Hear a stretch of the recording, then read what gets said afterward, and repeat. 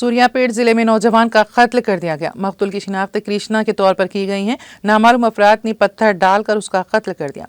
Jangaon road से पल्लामेरी जाने वाले रास्ते में मूसा नदी के किनारे मकतूल की लाश फेंक दी गई। सुबह वहां से गुजरने वाले मुकामी अफराद ने लाश देखकर पुलिस को इत्तला दी। पुलिस ने लाश को सूर्यापेट के सरकारी अस्पताल मुंतकिल कर दिया। 6 महीने कबल कृष्णा ने भार्गवी नामी लड़की से मोहब्बत की शादी की थी।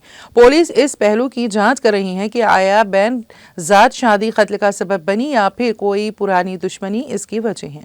6 महीने पहले ही शादी होने की वजह से मकतूल की बीवी भार्गवी पर गम का पहाड़ टूट पड़ा।